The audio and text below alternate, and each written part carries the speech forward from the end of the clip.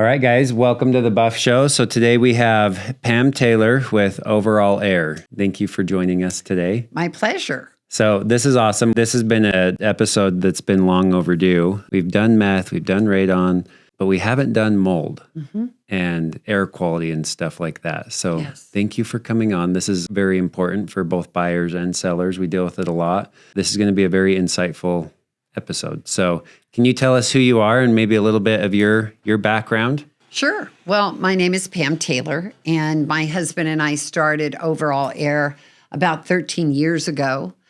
He was in banking for 31 years, and I was in insurance for almost 40. And we really wanted to do something that would change people's lives. And what can change them more than creating a healthy environment? Yeah. And mold is just the opposite. It creates a very unhealthy environment. Yeah. So we've been here in Utah. We brought our processes from the East Coast to Utah. And so we have some proprietary things that we really love. But we really have focused on becoming not just a remediator, because there are lots of, quote, mold remediators, but really becoming mold specialists, where we can not only take care of mold in a building, that's actually the more easy part of everything that we do, but that we can also help and educate people on mold, the effects it has on our bodies, as well as what can they do to keep their environments mold-free. That's awesome. So what made you get into mold? Did you have like an experience yourself that you're like, well, no, actually, but in insurance, I dealt with mold all the time. I see. Okay, Yeah. with clients. But there was a couple of things. My daughter-in-law has a lot of autoimmune disorders, and mold makes those much worse. And what was interesting as we began to look for something that we both wanted to do, we were tired of the corporate world. We want to really have an impact on people's lives. And we started researching, and there really wasn't much of this going on. And we had met a young man that was launching this in a different name. And we hooked up with him, and that kind of got us started down this road of being 100% green. Yeah. That's really important. yeah, And being able to change people's environments. Yeah. And help little kids, help pregnant moms. You know, Yeah. it was just really awesome. how long have you guys been doing it now? 13 years. Wow, that's amazing. So let's jump into the basics. What exactly is mold? Well, mold is a fungus, okay? But so it's one of the many fungi that are out there. And we actually need mold. You know, we don't want to not have mold. If we didn't have mold in our environments outside, the leaves would never rot and disappear when they hit the ground, and we would be just overwhelmed by how much stuff was all around us outside, because mold serves a really good purpose. It breaks things down. It breaks things down. Exactly, Paden. And so, but that's what mold is, but it's also a plant of sort, because it has roots. Yeah. It has a stem. It has a flower on it, and it spores just like other plants do. It shoots out spores. So how does it grow, more specifically in houses? Yeah. Well, you know, one of the things that's so interesting about mold is that everything is food for mold. You know, in the last 13 years, I am shocked at where I see mold growing. Yeah. It can grow on steel. It can grow on glass. It can grow on top of dirt. And in the dirt, it loves sheetrock. It loves the glue that we use to put flooring down. Yeah. It can grow everywhere. So it needs a food source. The only thing it really needs is dust. And there's no end to the amount of dust that's in the air. Yeah. So it has plenty of food. Secondly, it has all the air it needs, okay? It doesn't need sun. It doesn't need darkness. And then the last thing it needs, and this is what you and I and the rest of our people can control, and that is moisture. Yeah. It has to have moisture. It cannot grow. It can float around in the air, but it only attaches when it gets the moisture that it needs. Wow. Yeah. So it's the moisture that really causes it to flourish. Absolutely. Wow. Yes. Yes. So what are the different types of mold and maybe some of the myths around mold? Well, there are basically two types that we categorize mold in overall. Yeah. Okay, we could sit here and talk about different types. But there are the black molds that people freak out about and get so concerned. And then there's the standard molds, okay? So some of the most common molds that almost any home would have would be Aspergillus and Penicillium and Cladosporium. Those are two of the common molds that we find most frequently. And then the black molds, one of the most popular ones is Stachybotrys. There's really no difference as far as they all put out in their spores what we call microtoxins. And it's actually the microtoxins that causes damage to our immune system, okay? It's not the spore itself. The spore is that pod that the microtoxin is inside of, and the spore carries it out, okay? And microtoxins are very hard to kill. Spores will maybe dry up or whatever, but the microtoxin continues to survive. They have an incredible life. And they're also very hard to get rid of once you get them inside. I think the other question you asked me was, what's one of the major myths? Yeah. And I hear remediators and contractors say all the time, gosh, mold is everywhere. It's all over in the air. And that is a true statement. But the other statement they make is that, so it's really not that harmful to you. And that's a falsehood. Where they find mold in a home, they're sometimes not that concerned about how they dispose of it or the amount of spores it's already put into the air that can be harmful to a person's body. Wow. So let's jump into like in a real estate transaction. So for buyers, what services do you provide for a buyer? Like if they wanted to have a house tested for mold, is that something that you guys can come in and do? We certainly can come in and do that. But usually I will refer them out to a couple of other people. And the primary reason we do that is we try not to have a conflict of interest. Okay. So we can test. A lot of clients would just prefer we test because we are more classified as a mold expert. Yeah. But home inspectors are great for testing. Most of them know quite a bit about taking the actual tests and some things like that. But then we perform remediation. But we're not a traditional remediator, so what we do is kind of different. But that's, a lot of buyers and sellers will call us and ask our opinions on things, which we're more than happy to share with any of them, whether they use our services or not. So let's run through what the testing process looks like. If there's a buyer, they're under contract on a house. One, I guess, what houses do you recommend people test? Every houses? All houses. All houses. Okay. Yes. Because sometimes I hear, well, mold's pretty visible. It's not like radon where it's just like super silent. Right. But I guess mold can be, right? In a way. But most houses that I go into, seems like you can smell something or see it. Like it's fairly visible and there's an odor to it most of the time, but maybe not all the time. Not all the time. Okay. Yeah. So every house you recommend, you do a mold test just to verify, one, the air quality inside is good. And what do those tests look like? Is it like where they're sampling the walls, or is it just the air that they're capturing? How do they do those tests? Great question. Typically, we recommend a spore trap test. Okay. Which is that air test that you're talking about. And I would, if their inspector came through, didn't see any signs of moisture, didn't find any problems inside or outside, then I would just take 2 tests. You have to take a test outside to get a baseline to measure to. Okay. And then I would take a test inside on a primary level that's going to give that particular sample the most space to draw from.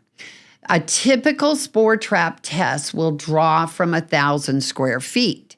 So if you put that like in a great room or something where you've got a bathroom and a laundry room and maybe a bedroom or even a kitchen that's close within that 1,000 square feet, it's going to pull from all that. Okay. Now, the challenge with that is we're not going to know which room it came from, okay, because it's pulling from all those areas. But then if that shows mold, then that would say we need to dig deeper. Gotcha. Now, if a inspector, or even when they're walking through the house, they notice that there's an odor, a musty smell. That musty smell usually means that we have a live growth actually growing somewhere, because that odor comes from the off-gassing of the mold. That's why you smell that. Yeah. Okay. If there's been any moisture found in a home, then I personally recommend that you test each level separately. Gotcha. Because if you only test one level, that particular level might not have any mold on it, or may have a very low amount of mold. Yeah. But if you test another level, and most homes in Utah have a basement, a main level, and sometimes an upper level. Yeah. So I would recommend 3 tests. Plus the outside, so a total of 4. Mm-hmm. But something that a lot of inspectors don't make as a priority, and that is we want to pull a test when a house has been closed up, and I'll come back and explain what closed up means, for 24 to 48 hours. Well, why is that important? And what does that mean? Well, that means we keep the windows closed. We can come in and out of the door, but we don't leave the door open so that the air is ventilating, right? Yeah. Because we really want to trap the air in the home that the humans that live there are going to be breathing. Yeah. Okay, that's the whole point of the test. Yeah. If the house has been open, especially in summer, now we're coming into winter, so that's not as likely. But in summer, I know testers that have gone into a house. We've gone into a house where all the windows were open, all the doors were open. There's really no sense to take a test because I'm testing outside air now. Right. I'm not testing the air inside of a house. No, that makes sense. So that's one of the things that most realtors don't know that. Yeah. And I try to educate them on that. You know, make sure you tell your inspector or the seller that you want the house closed up for 24 hours before that inspector comes to pull that mold test. Yeah, no, that's a great point. So do you see most home inspectors doing multiple tests when they, like 2 or 3? What's the most standard that you see when they do the test? Because they have one outside, at least 2. Well, you know, I think everybody right now in this market is sensitive to costs, right? Because it's costing a lot to close the house, right? Yeah. And so I'm seeing maybe 2 to 3 is the average that the inspectors are doing. And it's primarily because they're trying to be conscientious of, you know, the buyer or the seller's money and wanting to make sure that they don't upset the apple cart. And that's all good and well. But at the same time, my bigger concern is for that buyer that you missed a whole level, that now as you start to do remodeling, you open up a wall and lo and behold, here's all this mold. Yeah. That we might have discovered if we've just spent another $50, $60 and tested that extra area. So the tests, it's an air sample test basically. Right. And then do they ship it somewhere? They do. Where do they go? They go to labs. Okay. And each inspector uses usually a different lab. Okay.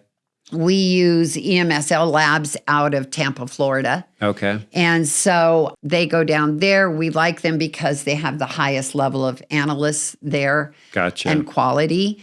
Because if you're doing swabs, which is sometimes we only do a swab if we see something that would initiate taking a swab. Yeah.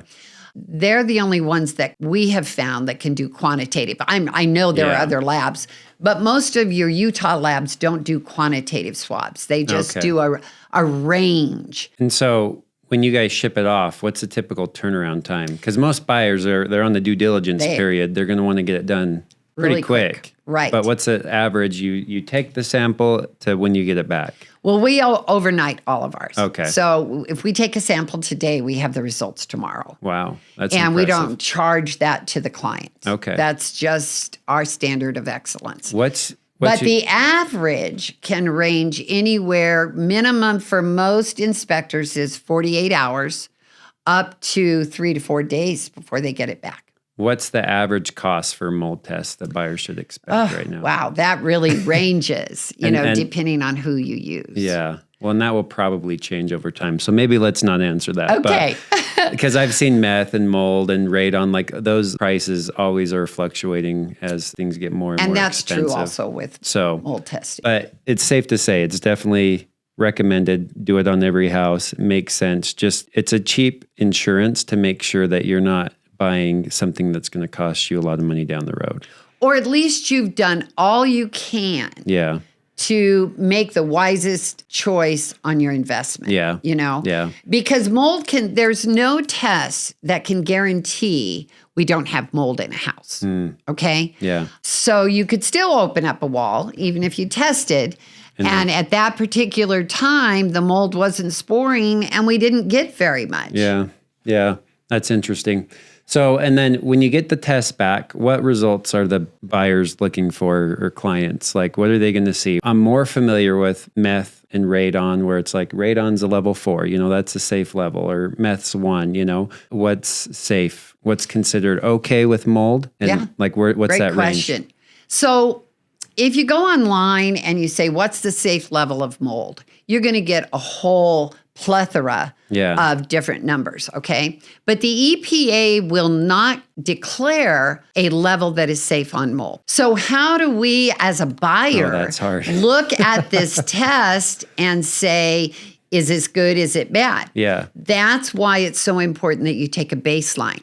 Because you always have mold inside of a house. In this office that we're in right now, there's mold floating all around. When we walked in, we brought it in on our clothes, in our hair, so forth, okay? But what we're looking for is that the mold inside is equal to or less than the mold outside.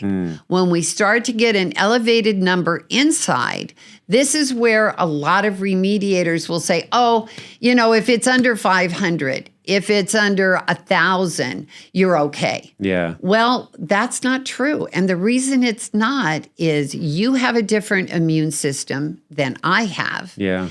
And so does everybody else. And depending on if that person has any autoimmune disorders, if they have asthma, if they've been fighting like diabetes or cancer or any of those things that would have dropped their immune system, 100 or 200. I have clients that I deal with all the time, and they stay in my client database because they have serious health issues, and mold, just even the smallest mold, can spike that up.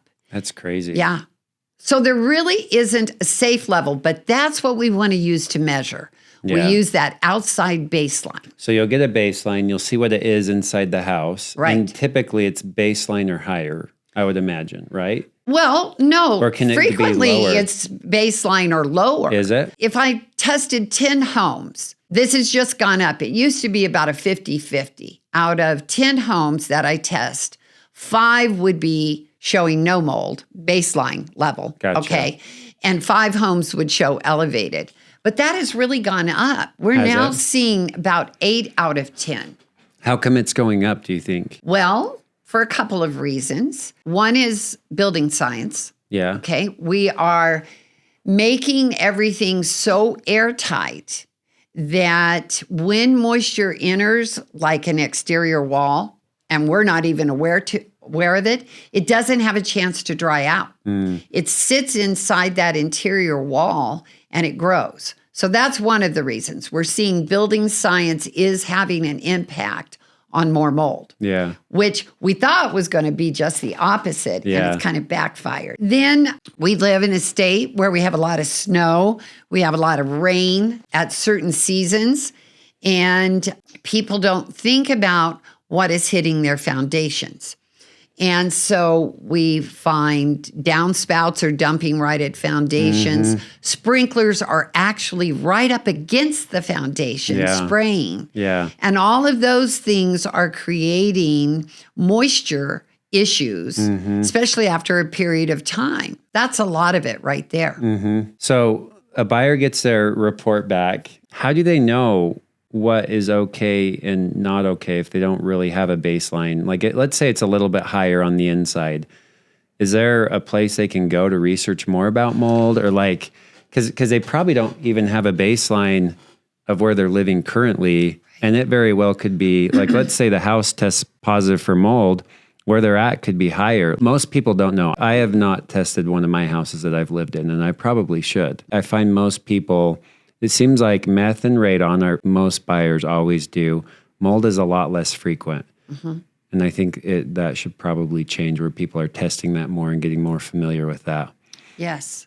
So I guess what I'm trying to say is, how do we know when it should be a big deal or not? Well, that's one of the services I try to offer, that we try to offer both our realtors and their clients. In that we don't charge ever to read a mold test. Okay. Anyone can call us. Okay. Hey, I heard this podcast. I just had this test done. Could you read it for me? Absolutely. Okay. And I'm certified to read those. Yeah. Okay. And to write an opinion on them. Yeah. So we just do that because people need to be educated. And sadly, the internet has such a plethora. Again, some of the information is based in truth.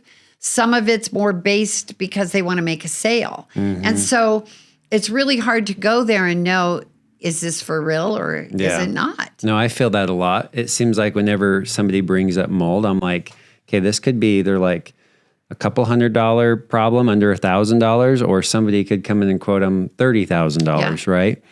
And it is there is a lot of like, I guess, confusion around the topic, So a house, let's say it comes back, moderately high with mold. Then what? Well, then what we would do is we would go and do an inspection on that house, because remember when we started, we talked about the one thing that we can kind of control is moisture, right? So what we do then is we go into that house and we start looking for moisture trails.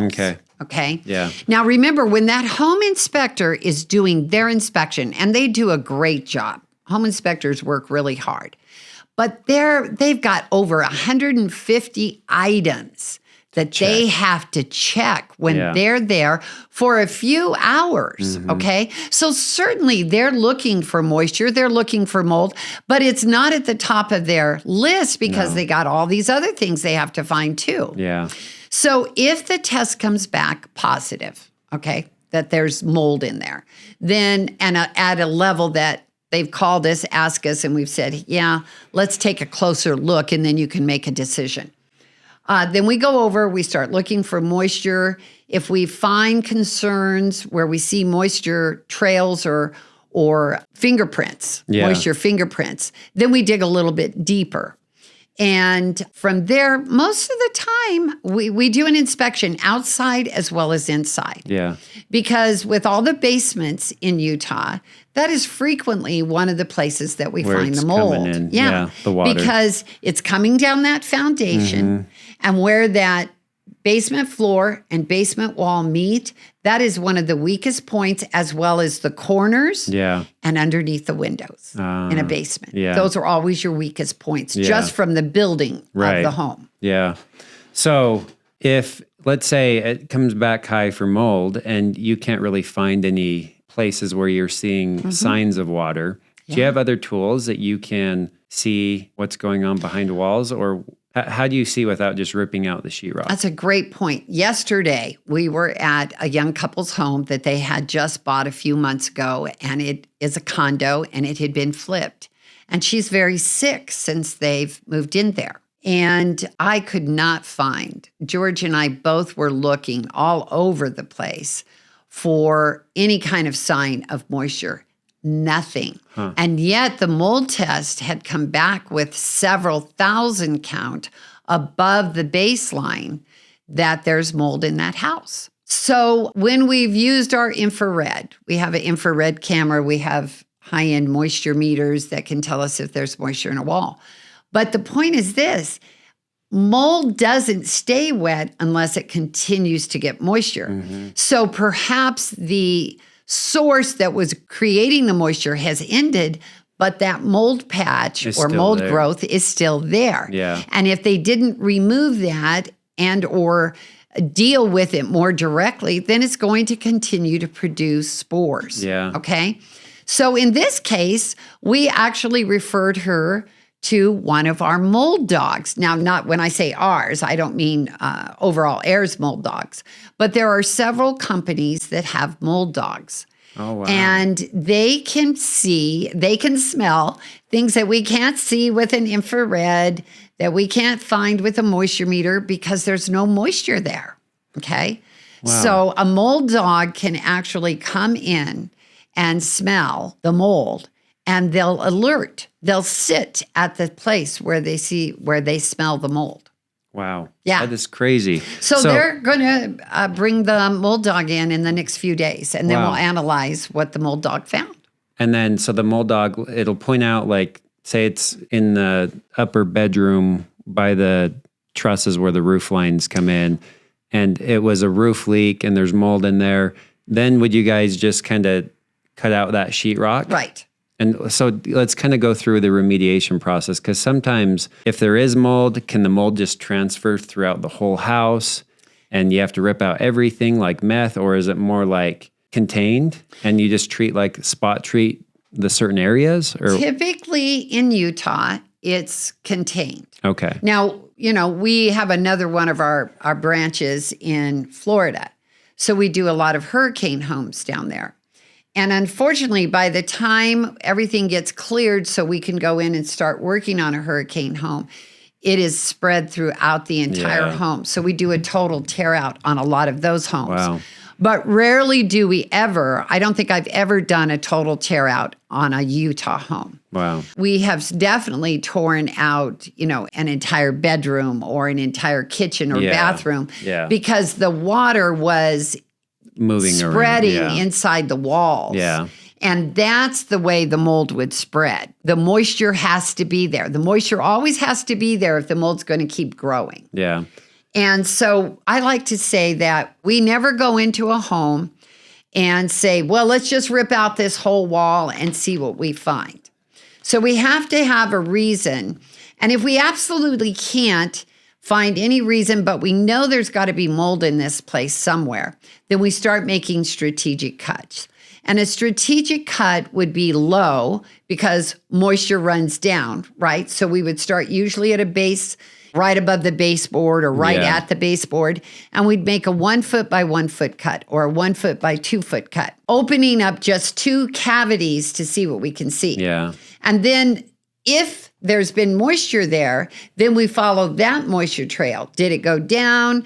Did it go to the right? Did it go to the left? And we open another cavity. So you open it up. Let's say the water source is ended. There's nothing to fix. Maybe they got a new roof and you're like, it was the roof. Right. Can you then, because those cavities are like encapsulated, can you drill holes and fumigate that cavity? We can. Take care of the mold? Yes, we can. Instead of ripping it all out? Well, it depends. It really depends how bad it is. If anything if it has compromised the integrity of the wood or the sheetrock, it needs to come out.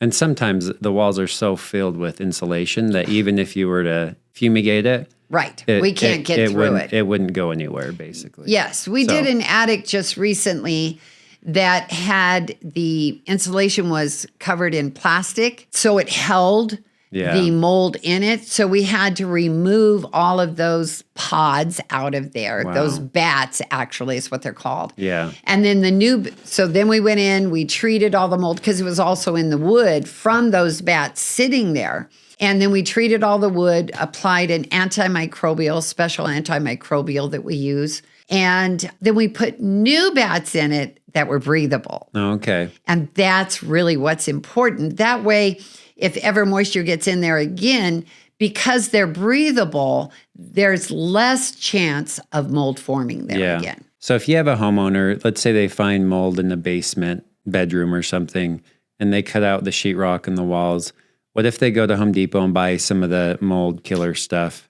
Do you recommend that stuff? No. Okay. And the reason I don't is because it has a really short life in the wall. Most of those are a 72-hour product. So it works really good for 72 hours. But if you weren't, when you close that wall back up, if you didn't get rid of all of the moisture that's still in that wall, it could spore the mold again. will start growing again. And we have opened up walls that have even been treated by professionals, okay?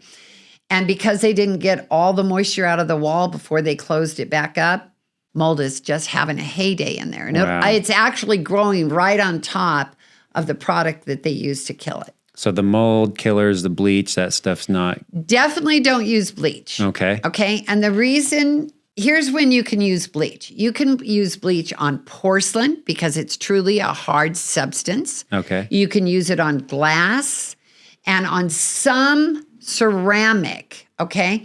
But here's the problem. Grout that is used to hold, put down ceramic tiles is very porous. Yeah. And if you have mold growing in the grout and you use bleach, it's kind of like, I use the example of in the summer, you have all these dandelions growing in your yard, right? And you go out there and you mow the heads off of them. And you go, wow, they're gone. It looks great. Yeah. But in another week or two, now you have a double to triple to quadruple the dandelions because all you did was cut off the head. Yeah. And basically that's what bleach does if you use it on a porous surface, like sheetrock, okay? It will cut off the head, the flower of the mold, but the roots are still there. Yeah. The chlorine that makes that bleach, okay, will evaporate in a short period of time, and then all that's left is water. And you just fed the mold. Really? Yeah. So now it's different. If you use that on glass or you use it on porcelain, that's great. It will work. The other reason I don't recommend it, though, is because it is hazardous to you to breathe it. Yeah. Okay? Yeah. So what we recommend, if you're going to do some self-cleaning, our favorite product is white vinegar. Really? Yes. It's one of the best things you can use. It's 100% natural. Let your shower dry, spray it into your shower, and you could use an old toothbrush and scrub out your grout. Wow. Now, if you do that on a regular basis, you won't have mold growing. Now, if mold is already rapidly growing in there, then the vinegar isn't going to be able to... You're going to need something stronger. You're going to need something stronger. Yeah. So you guys spray, or is it, what the substance you guys use? Is it like a spray? Well, the process we use is a fogging. Okay. And we fog at a 10 micron, okay, which is not small enough to go all the way through the wall, of course, but it will penetrate into most porous surfaces like sheetrock, concrete, furniture, carpet. Is it like a machine you leave in the room, or is it like a tool that you use to spray it on? We actually walk it through the house and we paint the walls with it. Interesting. Yeah. Okay. Yeah. Huh. Yeah, because I've always heard fogging, and when I think of fogging, I think of like, oh, we're gonna fog the room of bugs, and you leave that fogging bomb thing in there, and it gets the whole room. But it's different than that. It's more of like a paint sprayer type deal. Well, no, it's a lot. It is a fogger. We have special industrial foggers made for us because they don't usually fog at a 10 micron. Okay, and that's very important for us. But when I'm saying painting, they have a long nozzle on them. And so that allows us to reach up into all the corners. So we step back about 18 inches, maybe 2 feet, and then we just cover everything. Now, we do that. And then, of course, if we've opened cavities, then we're also going to spray into that cavity, which is really important. And then it has to sit for at least 24 to 48 hours. Now, why? Well, we don't want people coming in and closing it back up until it's done everything that it's supposed to do. We don't want the walls to be wet if you're going to close up a cavity. Right. So let's talk about, say there's a bigger problem in a bedroom or bathroom. Do you guys come in and pull things out? Yes, we do. So you'll do the demo and pulling everything out. You'll spray it, get it to a good base level, and then it's on the buyer or seller to put it back together. No, we can do everything. Can you put it back together? Yeah, we can do whatever the owner wants. But yes, we can do tear outs. We have joined with several top-notch contractors. Okay. Who also, we've done training with them on mold protocol and so forth, so that when they go in, they know where to put containment walls. And George and I, George is my partner in overall air and also happens to be my husband. So we will go in and we will also give them guidance on that. But they've really learned and now are very conscientious of dealing with mold and making sure that they do that properly. So they'll go in, do whatever tear out has to be done, to the smallest little cavity to tearing out an entire bathroom. Okay. And who pays for it typically? Are you able to work with insurances on this, or is it typically the homeowner? It's usually the homeowner. Okay. In some situations, insurance can be used. Okay. You know, like if a pipe bursts. Yeah. Or a toilet overflows or something like that. But if it's, and the more common thing, Paden, that we find is that this has occurred over a number of years. Mm-hmm. People didn't realize that having their sprinklers right next to their foundation was actually eroding the exterior walls. We just did a $3 million home that this was all generated by this over sprinkling of the yard. Goodness. And I'll bet most cases are like sprinklers, rain gutters, things like that they are. People can control. Exactly. And see, those are considered to be maintenance issues. And so most insurance companies are not going to pay for that. That's all on you. Yeah. So most of these deals are going to be in real estate transactions, and you probably get the call while it's under contract. The buyer finds it. The seller was unaware of it. How do you see most of these play out? Because you guys, I guess can you go in and give the buyers a good enough bid, say it's $5,000 or $10,000, and say the buyers negotiate that price off of the house, they proceed with the transaction, close it up, and then you guys come in afterwards and take care of it? Because I'm just thinking through the process. If, the buyers start bringing up to the lender and everybody else involved, like, hey, we're going to start tearing out some sheetrock and fixing all these things, most lenders are going to put a pause on everything until that's done. Is there a common way you see this play out in real estate transactions? Is it done before or after, or is it a mixture? It's a mixture. Okay. Because we are seeing more and more sellers now, because it is a buyer's market currently. Yeah. That they want to make sure their house is good before they put it on the market, right? So when they get that buyer who really loves the house, there isn't any stumbling stones to cause them to pull out on the deal. Yeah. So we're dealing with a lot of sellers who are going ahead and fixing things before they put it on the market. Proactively. But the more common one is that the buyer finds it in their inspection. Yeah. And then it really depends. Sometimes the sellers will say, okay, that's fine. Come on in and you fix it before we close, because we need to have it done anyway. Right? Yeah. And then we do that. But some of them say, hey, we'll just take X amount of dollars off the price and you do whatever you want after you buy the house. Have you found that your quotes are they don't change a whole lot if you give a number, because you have a good idea on what it's going to take to tear it out, put it back, or fix it, and then put it back together? Rarely ever does our quote change. Okay, awesome. Whatever we bid is what we go with. Okay. And the only reason it would is if we were doing tear out and found a lot more mold, and that rarely also. Yeah, you're able to find everything. We try to be very thorough. And the other thing that I'm seeing, and we won't do this on every situation, but we will also wait and be paid at closing. So we'll go ahead and do the work because we know the lender is going to require that. Yeah. And then we just take payment at closing. Yeah, that's cool. What's your typical turnaround time on the process? Well, our average jobs are probably under $3,000. Okay. And so those we can usually turn around within a week. We go in, we do the tear out, we go in, we treat it, they go back in, we pull a test or have a third party pull a test. And then if everything is clear, then our contractor is right back in the very next day putting everything back. And they're very good. They're very fast. They do beautiful work, and they can usually get it done in 2 to 3 days. Oh, wow.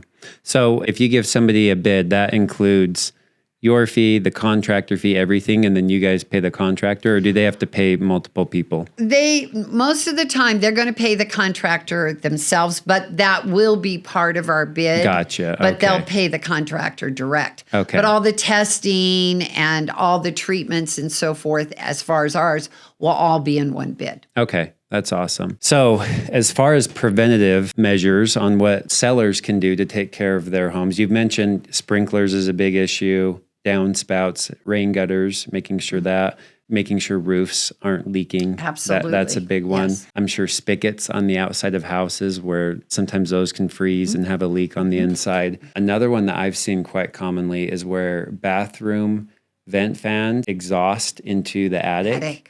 And that can create moisture up there and create mold, or a laundry venting up there. Any other ones that are like, I guess, bathrooms and showers and stuff like that leaking around the grout? Well, bathrooms are probably the number one place that we see a problem. And that's because, you're in the shower, you're in the tub, and while you're doing that, you notice that the grout is deteriorated between your tiles, right? And you think, oh, yeah, we need to do something about that. But then you get out of the shower and you have 1,000 other things that have hit you. And now years go by and you don't do anything. Right. And so what happens when that grout becomes loose or deteriorated between the tiles is moisture begins to seep in there. And so that will cause mold, and it can even go up behind then or down underneath, and the pan isn't solid anymore, and so moisture is getting under the pan. And so in a lot of those cases, that means we have to do a lot of tear out in the bathroom because that mold is spread. So grout or making sure of that. Also checking under your sinks, because one of the biggest places we find mold is under the sinks. And it's dripped all the way through down to the subfloor and created a problem because we overstuff that particular cabinet with so much stuff. And we jerk it in and out, and we don't even know it's leaking, and it's leaked for years. Yeah. So the other one is windows. One of the things that homeowners never think about is that your windows need to be resealed, every 3 to 5 years, because once that seal gets broken around the whole base or the whole frame of the window, moisture begins to work its way in. And then you'll start seeing, I know you've seen this in homes that you've walked into, at the windowsill, you see all this damage, water damage. Yeah. Sometimes you see mold, the paint is flaking. Yeah. Sometimes the sheetrock is all deteriorated or whatever.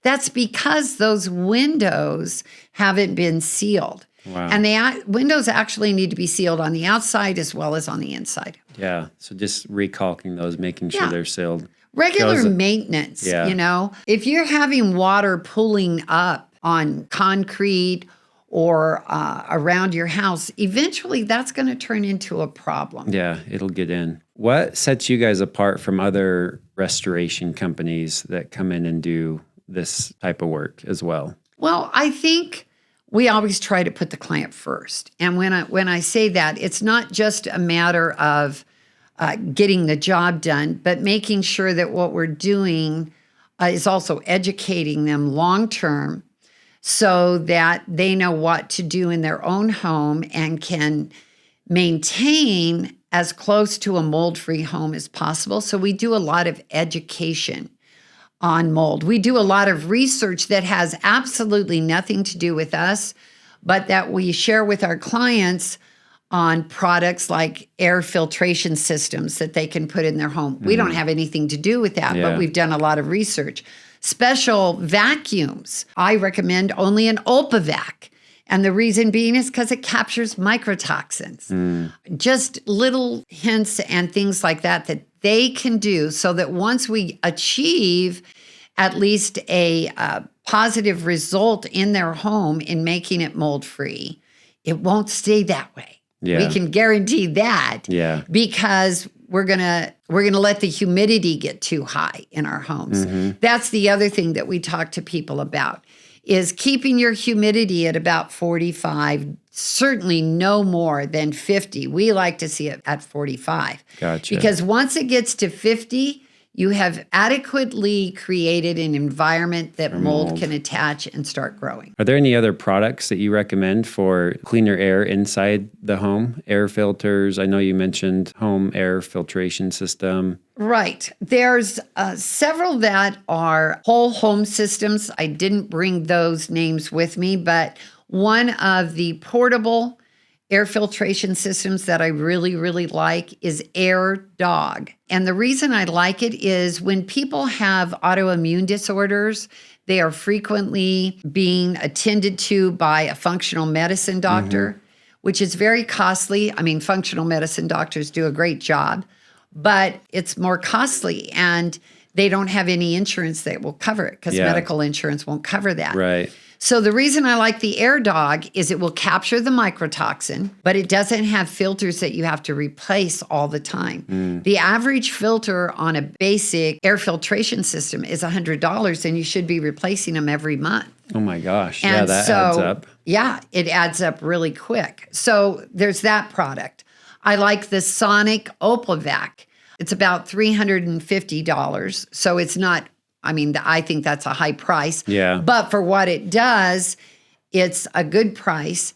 And it's something they can use in their home to capture microtoxins. Okay. Those are probably two of the major things. And then making sure, sometimes we'll recommend that they put a dehumidifier in the basement because basements tend to have less ventilation. Yeah. Just air movement. Yeah. And so they will collect more humidity down there.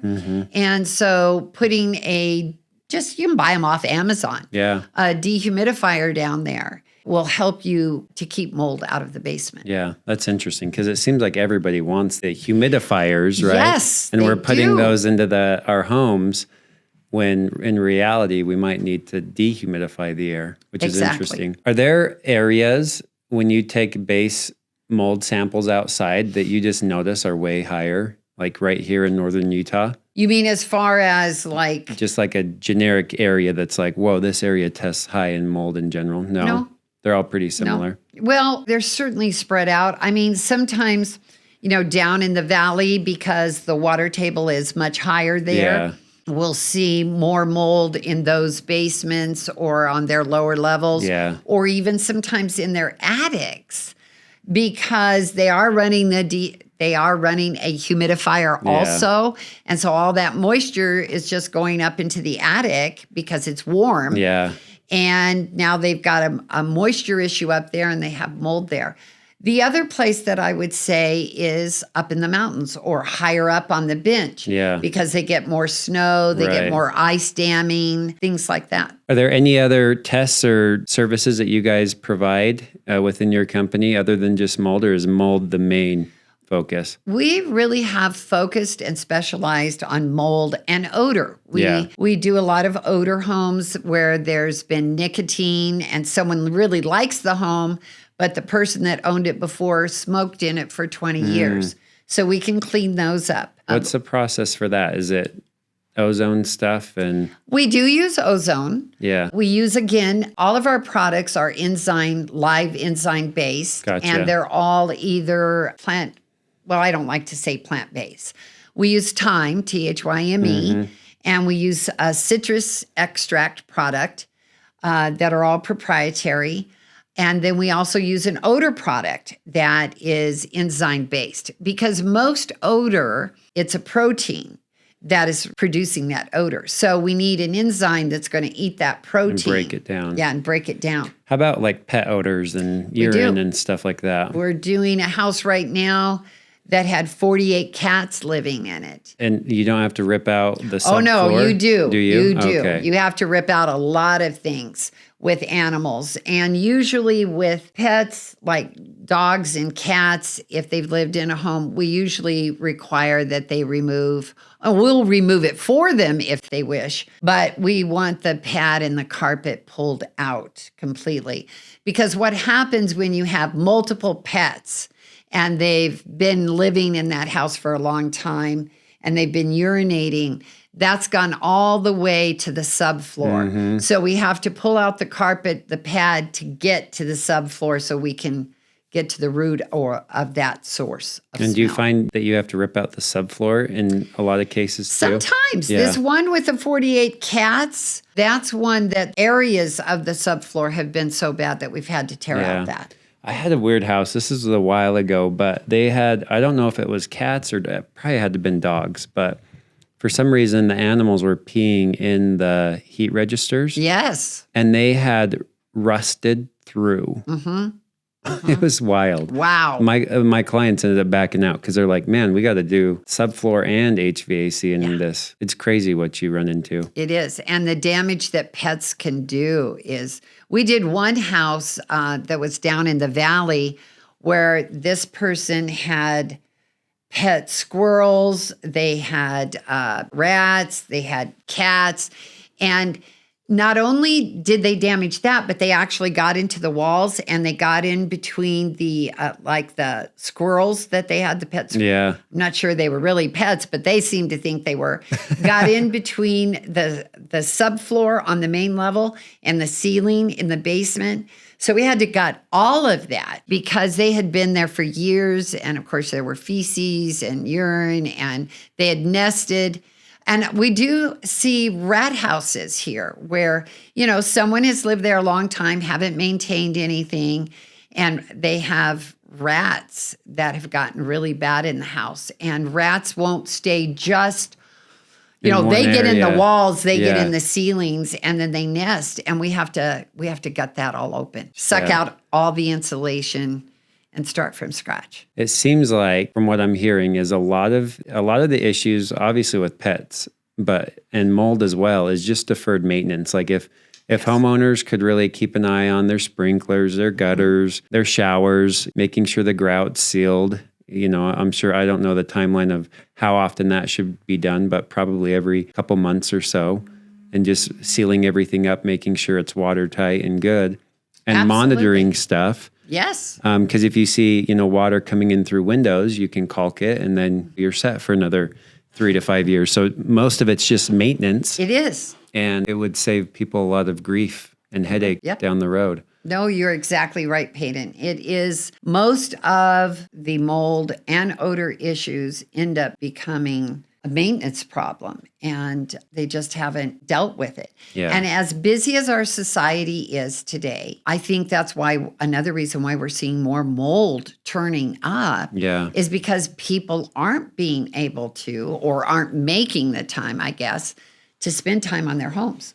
They're not watching it. Yeah. Yeah. No, that makes sense. Absolutely. Well, this has been super valuable having you come on. Well, it's been our pleasure. Thank you. Is there anything that we didn't cover that you would wish to elaborate on, or that you feel like would be helpful for our listeners to know? Well, we covered some of the things about myth, about mold. And so I think that was important. And I think understanding, using the white vinegar can save people a lot of heartache as well. And then I would say, if you're not sure, call. Yeah. And we're always happy to talk to anybody. They don't have to hire us. Yeah. We'll share as much information and answer any of their questions that we can. Knowledge is the key. The challenge is, where do you get truth? Not just knowledge that's out there on supposed knowledge. Or opinions, And opinions, right. And I think I'm going to do a better job at recommending to my clients, because I have not been a huge, not advocate, but like mold, I've always kind of been under the understanding like, hey, it's either visible or you're going to notice it. It's there, then we know we have an issue. But I think moving forward, I'm going to be a bigger advocate of like, hey, just like scoping the sewer line, just like doing a radon test, just like doing a meth test. All those things add up, but you're also buying a huge investment. And if one is off, it can be quite costly. So it's a cheap price to pay for the peace of mind down the road.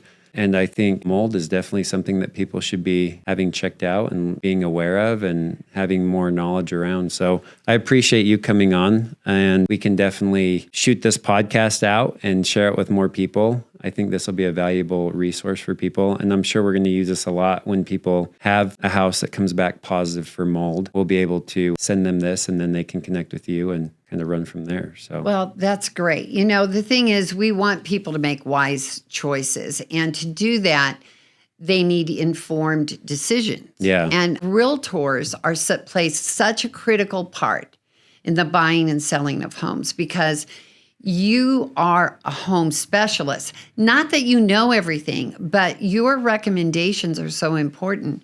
And I met with a group of realtors here just recently and shared with them how important it is that they're asking that the people get a test for radon, for meth, the sewer scope, all of those different things, as well as for mold, because these homes that people are buying are a massive investment today. Yeah. And they need to be making well-informed decisions. And to do that, they need to do some of these tests, because we're also living in a very litigious society today. And so if you've made an $800,000 or $1 million investment, and all of a sudden you're doing some remodeling and you find all this mold, and you didn't do a mold test and no one recommended. You know, if you choose not to take the mold test, hey, fine.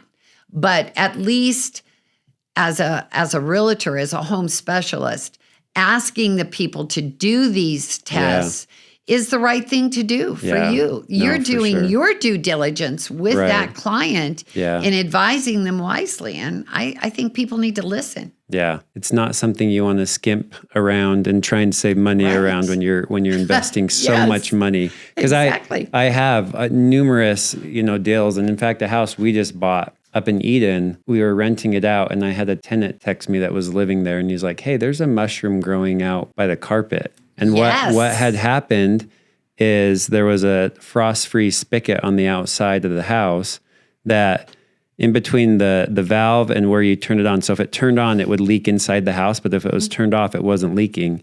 And they had connected something on there that made it run all the time, and it just, anyways, it was a big deal. So we have gone into a home where the mushrooms were growing 3 to 4 feet high. This one room had major water leaks, and everybody just closed the door on it. And by the time we got there, the mold was growing up the wall, and the mushrooms were this high. It was like 3-4 inches high. It was crazy. Oh, man. But it's real. It happens. It's wild, the stuff you'll see. Yes. Well, thank you for coming on. We're going to link all your info in the notes here and everything, so people have a way to get in contact with you. And you guys are super busy, so thank you for your time today. Well, it's been a pleasure. We've really enjoyed it. And, again, our goal is we want people to understand they don't need to be afraid of mold. Just deal with it. Yeah. Well, thank you. This has been super informative. Thanks for Paden. coming on. Have a great day.